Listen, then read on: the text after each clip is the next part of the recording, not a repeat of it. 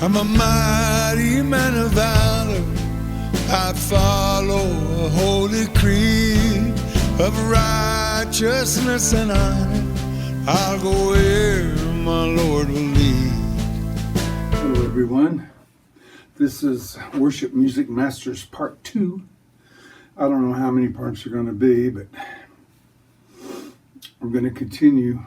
Last week we talked about how to be in a worship band. Today we're going to continue that.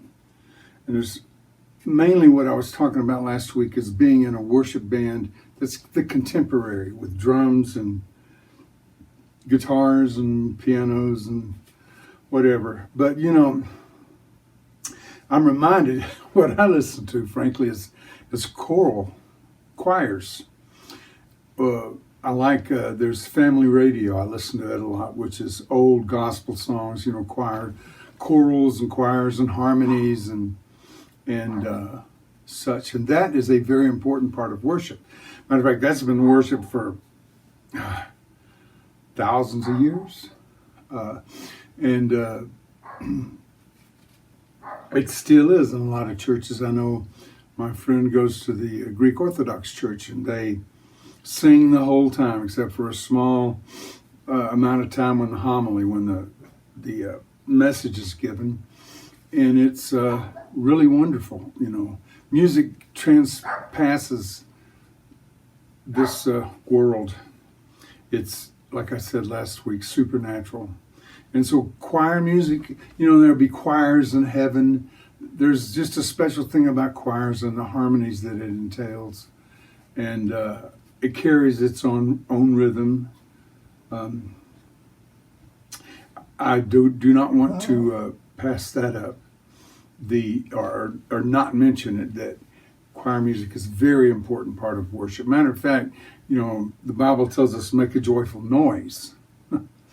Well, joyful noise, what does that mean? Well, that means that just worship God. It's all from down here. That's the main thing. And I've also been in churches where Pentecostal, where if you play something, you bring it, whatever it is, you bring it along and just play. And if it's not about how good it sounds, it's about how good we feel, how the Spirit of God, as it moves, your worship has been successful. If the Spirit of God is there, then that's what we want to do is a worship person, worship team. We want to bring the Spirit of God upon there. Or as they say, the old Pentecostal, the Shekinah cloud of glory upon the congregation, and open their minds and hearts and spirits to the message. And this brings me to an important point. As a worship team member, you're in the church. It's your job, and not your job, but it is certainly something you should do, is listen to the sermon. Listen to what your pastor has to say, or the pastor you're serving at the moment. You're not there by accident, and it might not be about what you're doing. It might be something you need to receive. But I've been in a lot of worship bands when we get off, or when they get off the podium or stage, or whatever you call it, they're off doing something else in the back room, having coffee and, you know, whatever. But that's not what we're called to do. We need to listen to the message. We need to keep update with what our pastor's doing, where he's going mentally, where he messages he might say. Matter of fact, he might even mention the worship team. And, you know, it's a bad representation when nobody on the team says anything to the pastor like, well, thank you so much, or yeah, you're so right, or whatever he might have said. That's a biggie, listening to the worship. So there's all kinds of ways to worship God, and just speaking His word out is a form of worship. Okay, I want to just kind of briefly go with what each instrument and what you should expect out of each instrument.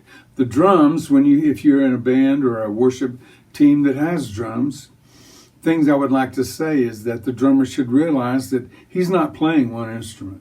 He's playing several. is playing the kick drum, the bass drum, which should coincide and agree musically with the bass player, with the bass. They go hand in hand. The kick drum and the bass go hand in hand. If they're totally cacophonous and hitting at the different times, then you need to fix that. There are, you hear, oh, what a tight rhythm section. Well, that basically, most of the time, that means that the bass and the kick drum are playing right on the nose, right together. Like I say, right on the nose. And that's what you want to do. So the kick drum is a bass instrument, okay? And then we go to the cymbals. They're basically to go coincide with, say, acoustic guitars or piano, rhythm.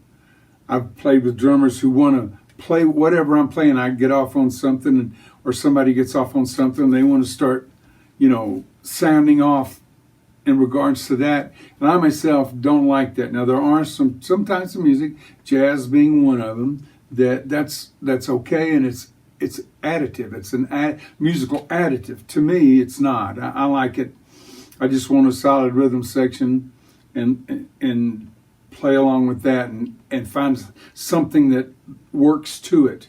Which you have two things. Obviously, you have the rhythm, which is the hardest thing to play. People think lead players, boy, aren't they something? They can play 64th notes. Well, that's not what it's about.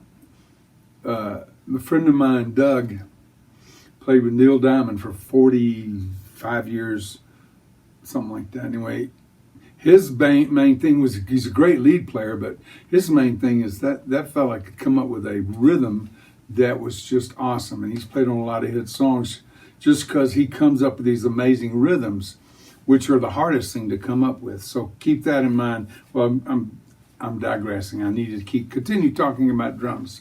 Then you have the snare drum, which is kind of the thing that kind of ties it together.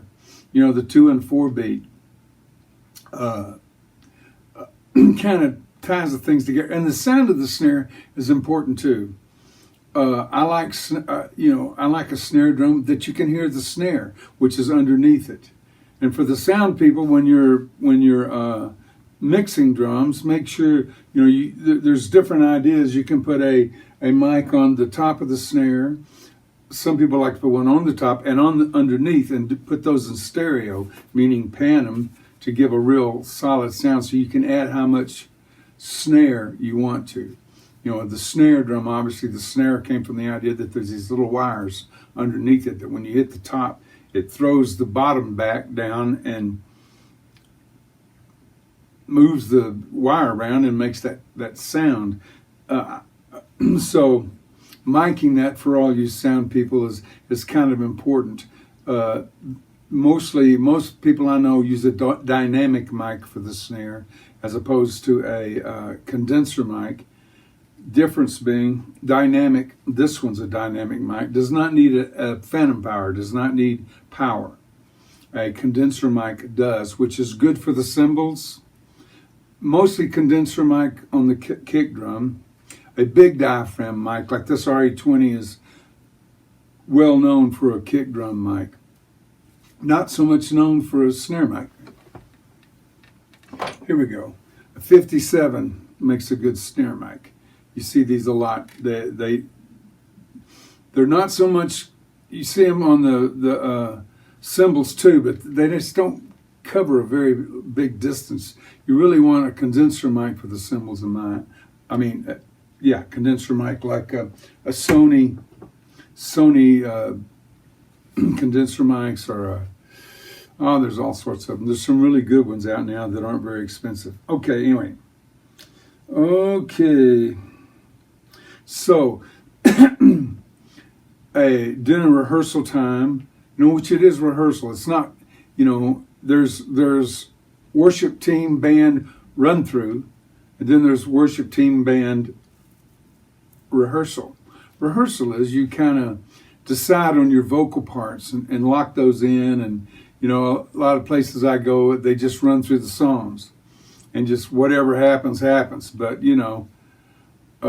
rehearsal is a good idea to it helps everybody kind of get along. It get on the same page as far as that song is concerned. Remember, there's a lot of ways to play just one song. There's a lot of genres you can put it in, just one song. It doesn't have to be a straight 4/4 at 120, which most worship songs are now, 120 beats a minute. Anyway,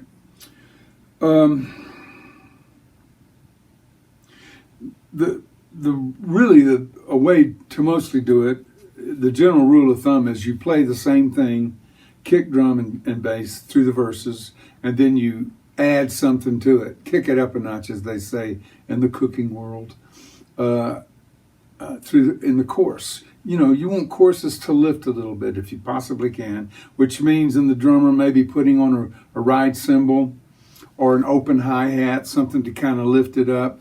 You see that happening a lot. Although I've heard it when the drummer drops the hi-hat, the thing kind of falls apart, so you got to keep that in mind. But you want to lift on the choruses, come down on the verses. Now, sometimes you want to come way down on the verses and just acoustic guitar and maybe a kick or maybe just acoustic guitar through the verses. That depending on your arrangement, that you feel. It all comes from here. I consider music, my definition, is math with emotion. It's all about math. There's 12 notes. There were 12 disciples. There's it's like 2 + 2 is 4, and will absolutely continue to be 4 in music. There's no way about it. All that we'll go into later, the number system, which is how would you make a E flat 7 9th, or E flat major 7th 9th, or an E flat, or a F major minor 13th. Yeah, you can have a major minor chord. We'll go into that because it's important, and it helps you understand other instruments when you think numbers. Okay. And a main thing is for you drummers is to stay in the pocket. You hear that, the pocket. Well, drummers will tend to, especially during shuffles and 6/8, rush. In other words, it's kind of maybe a 6/8 thing. And a lot of times by the end of the song, and you want to keep it back. And another trick is laying the snare back. If you'll listen to, really hit records, if you will, and the snare is not on the 2 and 4, it's just a little past it. So it's to kind of give it that extra oompa. And play to the singer too. I've played on records and such where the singer varies the tempo. This is not so much true now because they use click tracks so much, but years ago, the actual tempo would vary just the way the singer sang it. And that was okay. You played to the singer. And that, I think, is still a good idea, to play to the singer. It's like I said, the song is number one. The song is what you're trying to do. You're trying to develop, or you're trying to bring everyone into a place of worship, of a place of closeness to God. You want the Holy Spirit to come forth, and that's your goal. It's like I say, it's not about you. It's not about how many notes you can play. The best players I've ever known. I'll tell you a story real quick. There was a player we opened for this band who just got a big record deal in Dallas, and we were playing. We did our thing, and all the media and everybody was out for this band. And one of the guitar players was a very well-known Dallas, East Texas, famous guitar player. Anyway, so it comes around, it's a 12-bar blues shuffle. Now, 12 bars mean that it's 12 bars long. You might hear that, 12 bars, which is kind of a da da da da da da da da da da da. Anyway, it's 12 bars, and it's kind of a common blues progression. So a lot of times I'll just go and say 12-bar blues, and it can be slow, it can be fast, it can be whatever. Anyway, so they were playing the song, and there was two guitar players in the band. The first guitar player did his little thing. He also sang a little bit. Then it was the guitar player I'm talking about's turn. He had, I remember, a 335 Gibson, which is a hollow body electric guitar. And I remember the song was in A. He took the third string, which is a G string, at the 7th fret is a D, and he bent it up to an E and just kind of held it all the way through the whole first progression. And everybody's going, oh, that's kind of cool, one note. And then second time around, he still held that one note, because that particular note on a 335 will hold forever if you have the volume right on your end. So he held it through the second time, and he held it through the third time. And the place was starting to get crazy. It was starting to get very active. You know, people were kind of going crazy. The news, the media people that were there were, you know, really kind of, I don't know, they're, you know, excited about it. And the whole audience was very excited, and they were starting to jump up and down and such. And anyway, he went through this one progression 4 times, maybe 5 times, and then kind of did a little thing into the progression and brought the house down. Absolutely brought the house down. And my point being, the best solo I ever heard was one note. You don't need a bunch of notes. One note can really do it if it comes from here. Again, don't play anything, especially the drummer, that doesn't add to the song. And I'm going to say this, on fills, stay away from triplets. Triplets being that, you know, or da-da-da-ba. You know, try to avoid those. It throws a lot of the musicians off. You know, when you're sure that you got some good players there, I still ask my drummers not, you know, avoid triplets. Although sometimes you just gotta play a triplet. And the drummer, it's very important. If what they're playing doesn't add, don't play it. If I say, if it doesn't feel right, it's wrong. Because music is all about the feeling, right? It's all about what comes from the heart and the soul, the communication, you know, back and forth between you and God. Okay. And then if a bridge comes along, try to do something. I like bridges that kind of come way down, you know, somehow. Maybe just a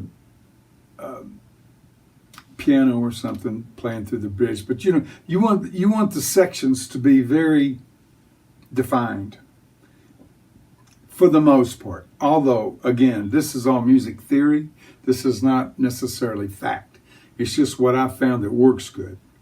Okay, you know, if you can make the sections different, the audience or the congregation, it kind of makes it easier for them to understand what you're doing. Also, remember this.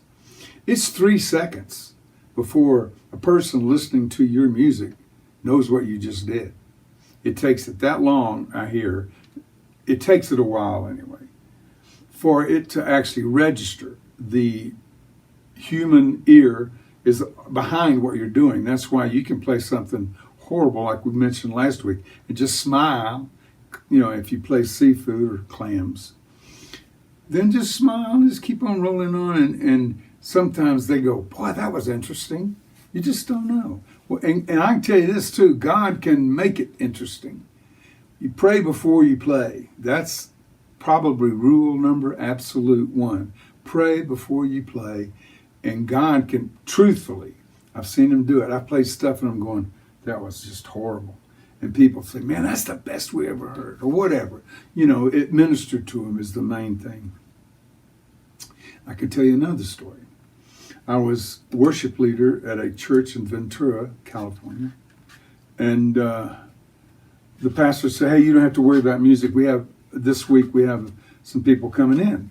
Okay, well, they came in on a tour bus, and it was a family.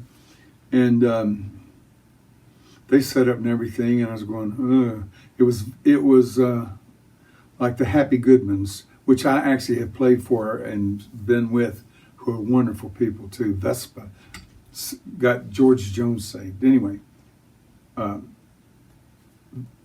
Vestal, excuse me. Anyway, So they kind of got it. Everything was choreographed. You could tell when the family, the younger daughter sang a song and she moved up 3 steps, said these words, moved back 3 steps, and I'm going, well, I just wasn't impressed. I liked the music but it just seemed too regimented to me. I like more free flowing things. But there was one guy we've been praying for I don't know, 6 months, one of the ladies' husband. I looked down there in the middle of the aisle right in front of the stage, tears just pouring down his face. He was lifting hands.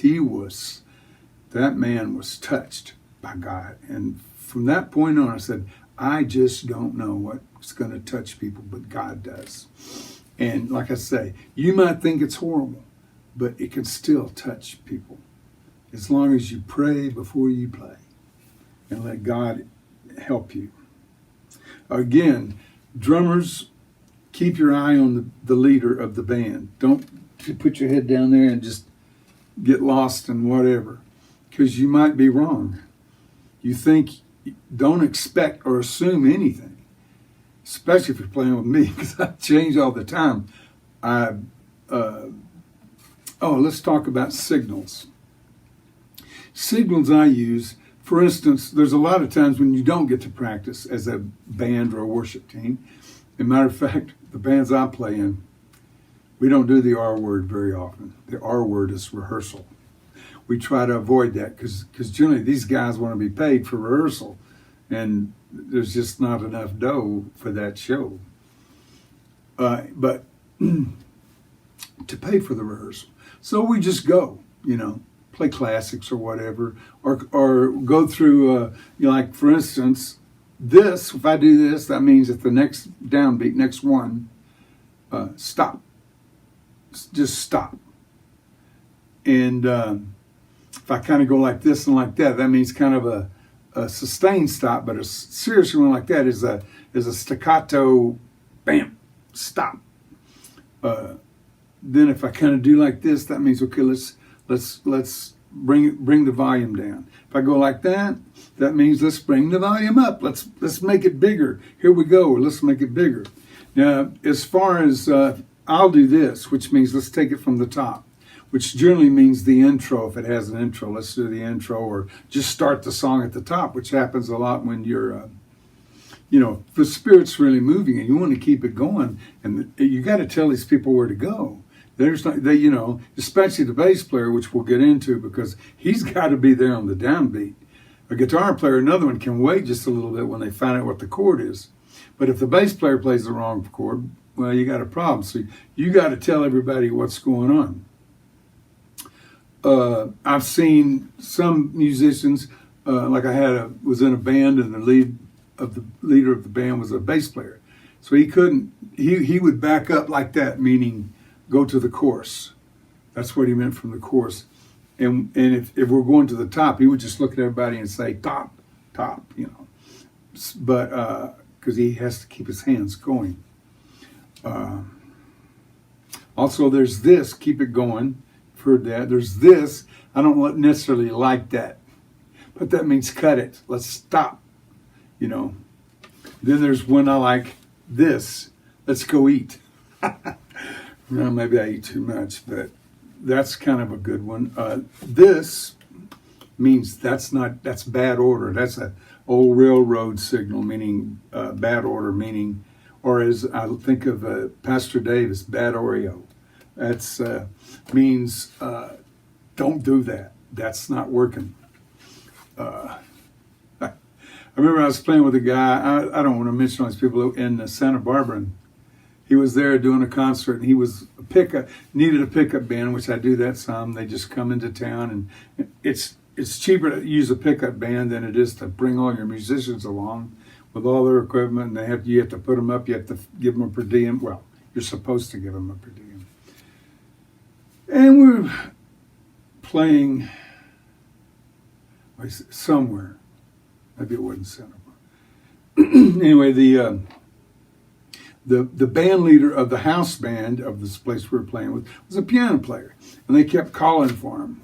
Let's have such and such come up. So he said, okay, come on up. And he was playing with us, and we were doing this song, kind of a popular song everybody knew. And but he was playing everything. Man, he was playing every note he knew. And the leader of the band, he was playing fills to this verse, stepping on everything. Nobody, real good musicians, if they have a busy player in there, they'll back way off. They'll just play whole notes or, half notes. They won't step on them. That's their, just trained to do that. And that's a good attitude. And the piano player looked up, and the leader of the band said, "Go ahead, get it out of your system. Let me know when you're done." Anyway, that's the point is, keep those ears big. Listen to what's going on. Every beat, it can change. Like I said, it's like sailing. Long periods of boredom interrupted by sheer panic.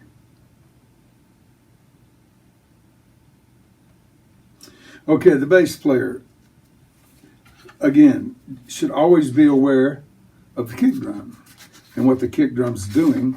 And if not, certain songs know the bass drum, and they don't play everything exactly together, but if you hear the kick going to pa-pa-pa-pa-pa, whatever, the bass player should know that's what he's fixing to do, and I'm going to play a little lick that kind of coincides with it. But like I say, they should be musical brothers. And also, the bass player is the tone of the band. And you got to realize this too. An E note on a bass guitar is 18 feet from top to trough, from the top of the wave to the bottom of the wave. So you're not even going to hear that note unless you're 18 feet away from your amplifier. That's why you go and there's a live band somewhere, and what do you hear outside? You hear the bass, because it's big waves and it'll go through walls, and that's why you pull up next to a car. The bass is just the rap music or whatever. It's just all you hear, because they're not hearing it in the car. That sound is going straight through them, which is not healthy, by the way. So the bass needs to realize that they need to be 18 feet away to see how their volume is with the rest of the band. That's why the big problem with any band is you got the drummer who thinks he has to play loud. And the louder the bass is hitting him, the louder he's going to play to be heard over it. And that makes the bass player play louder, which makes everybody be louder, which makes the singer have a hard time to sing, because the bottom end kind of interrupts your eardrum a little bit. If it's too bassy, it makes it hard to sing on pitch. So, bass players, be aware of that. It's okay, and plus remember, your sound person can make your bass, again, sound like the Carnegie Hall. You just want to be just loud enough to where you can hear yourself, because you want to be considerate of all the other musicians. And sometimes I've seen bass players turn the low end off and let the sound person add the low end back in, because oddly enough, you should try this experiment.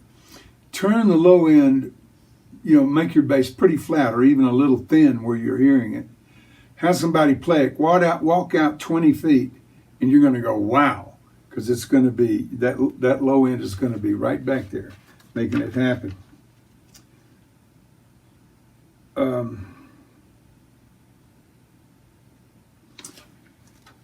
If you don't know what to play the root. And just pump a root, meaning pump it means just or whatever it is. Don't because a wrong bass note kind of throws everything off kilter and one off beat.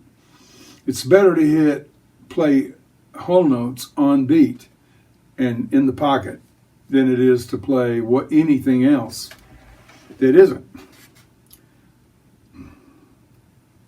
And again, the bass player needs to keep their eye on the singer and kind of keep an eye on the bass player. On the drummer. Because the drummer might say, hey, well, to the chorus, he might give you a little signal that he's going to double up on the kick or something. which is not uncommon. So keep that in mind. Also, rest strokes is a good idea. A rest stroke for a bass is where you hit the note and you rest on the note next to it. It's called a rest stroke. They do it on classical guitars and such.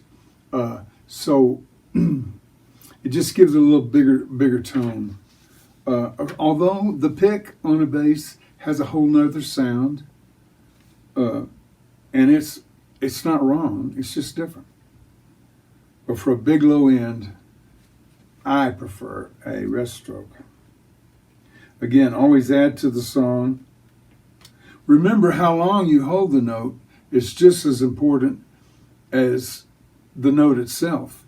In other words, a bass player can play a bump, bump, or a bump, bump, or a bump, bump, whatever. They all have a different, they're saying something different. The length of your note is very important to a bass part, as well as the attack.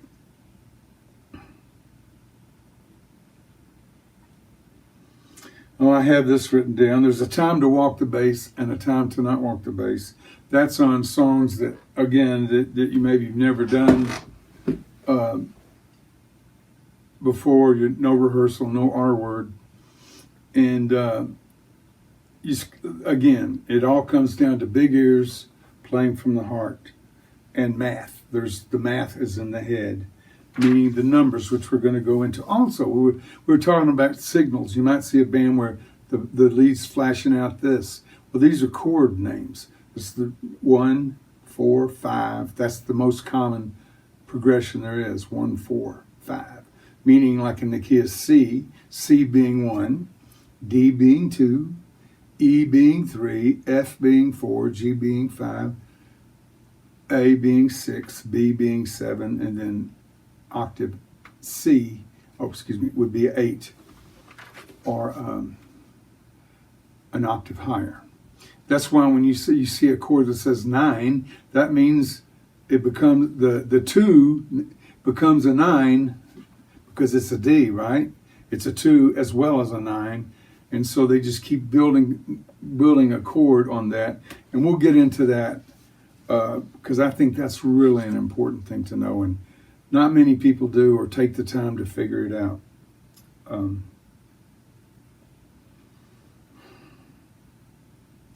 Let's see. Also, as far as tones on any instrument, it's good to adjust your tones where realize that you have a wall of sound. You have pan, which is left to right, okay? You have EQ, which is north to south. For instance, let's say the top of your bass tone is walking on the bottom of the piano. In other words, they're mushing together and there's no distinction there. Well, there needs to be some adjustment so that the low end of the piano is not interfering with the high end of the bass or the bass itself. And it's true with guitars or whatever that, everything's got its little section.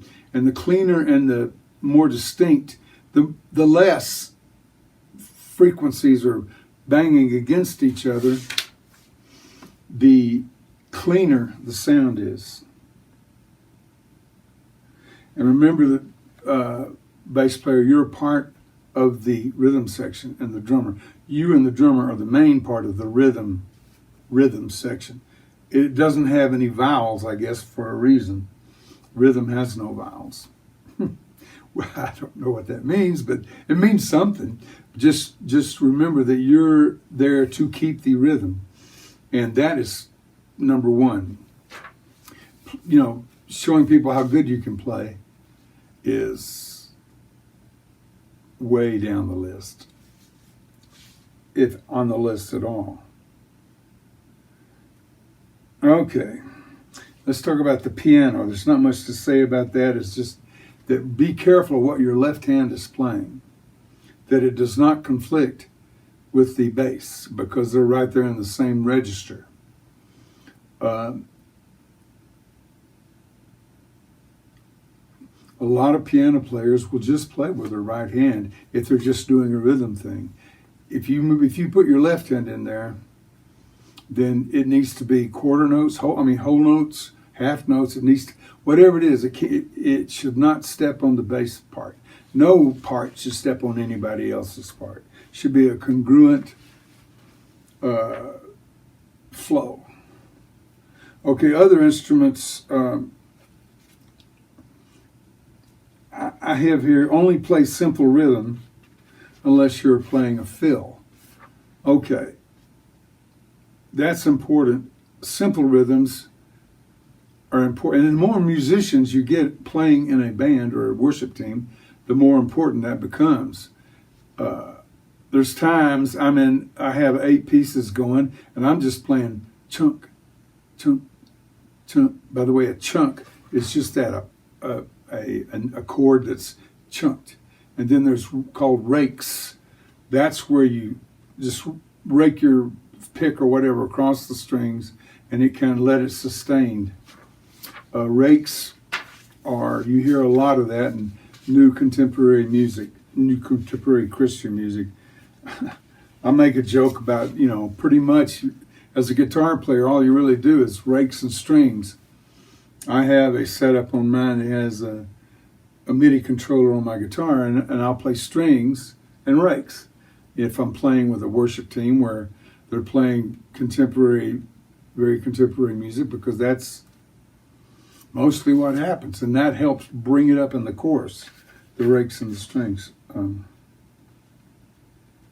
Ideally, now these are just theory, but if there are fills, certain music doesn't have fills. Certain music, the rhythm section is the interesting part that keeps the interest of the listener. But sometimes you need to play a fill or a little lick. Sometimes the licks are all played together, which might be the intro or like something in between verse and chorus or whatever. You hear songs with these little licks that they play together. Okay, but other than that, let's say the song is kind of bare and needs something. It needs little fills, little licks, if you will, in between phrases. Okay, if you're doing that, don't step on the singer. Don't step on any phrase the singer's singing. And also, it's a good idea to switch them off. Let's say you're playing guitar on the first verse, or maybe you just let the first verse sit. Second verse comes along and the guitar player plays fills. And then maybe on the chorus, you bring in the strings and piano, lift it up. And then the next thing around, you have something else playing fills, maybe violin or the piano playing some fills to vary it a little bit. But that gives the listener a pleasantness. It's pleasant when things kind of change around and it's not always the same sound going down your, I won't say throat, going through your ears. Okay, and the fill you play is help it to add to the song, not take away. Okay, let's see here. Oh yeah, this is a biggie.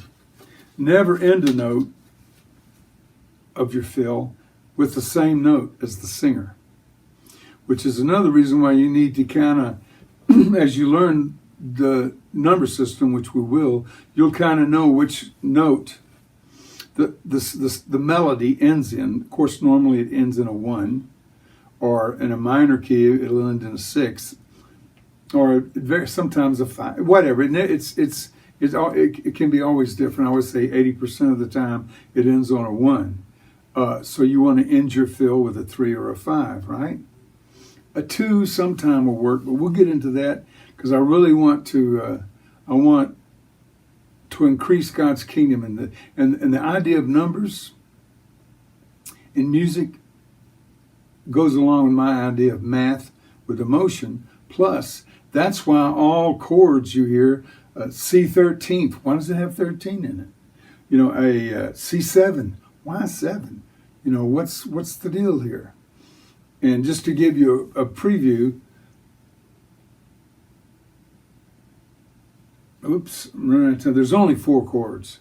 a major chord, a minor chord, a diminished chord, and an augmented chord, but we'll get into that. Okay. Again, whatever you're doing, keep your eye on the band leader or the rest of the band. Okay, again, some things. If it doesn't seem right, it's wrong for everybody. That includes the sound people, everything. Also, if you are doing the sound, don't let anybody in your sound booth. You need to concentrate on what's going on because things can happen in a flash. The pastor can walk in front of the speakers and all of a sudden you got massive feedback. And if you're not right there ready for it. No texting. I've had them, doing something entirely different, talking to their girlfriend or boyfriend in the sound booth, or they're not paying really attention. And the band, the whole worship situation is only as good as the sound person. And know your equipment, which we're going to go into that as well. One thing that I see so many sound people don't know how to use is a limiter. There's very good instruction on a limiter, but believe me, you need a limiter for worship music, mostly on the pastor when he's talking. Because that way, if he says something forceful, it won't distort. The limiter will bring it back. Or if he's talking soft, it'll push it up. And I want you to understand the Q control and a sweep EQ, what all that means. If you're broadcasting, remember the house mix. What you're hearing is not what's going through the airways. That's not what's going to your video presentation. And you can't use headphones to determine a mix. Don't even think about that. And knowing your tones, what frequencies, realize that the human ear hears about 200 cycles up to probably 12,000 hertz. A hertz is a cycle. It's sorry.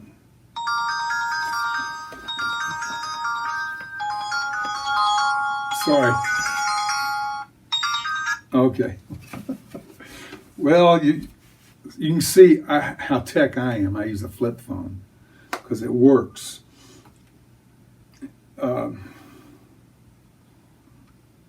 Always also know the status of all your batteries. Certainly, ideally, you change them every week on the pastor's wireless or whoever has a wireless.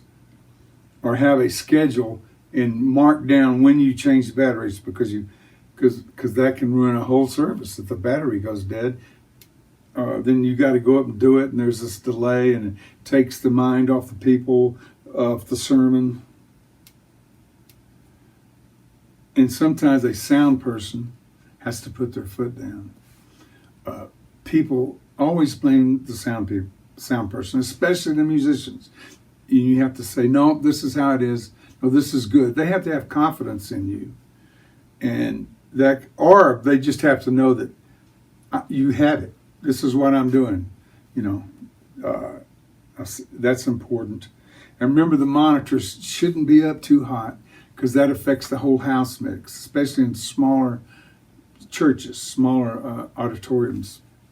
And depending on what the walls are like, you turn the monitors up, and sometimes that's all you're going to hear outside. You can't even get any texture on anything because it's all coming to the monitors, which is facing the other way, which is going to make it sound bassy. And always don't have your volume up too much. It's hard to mix it. Remember that a live mixing is a mirrored image, meaning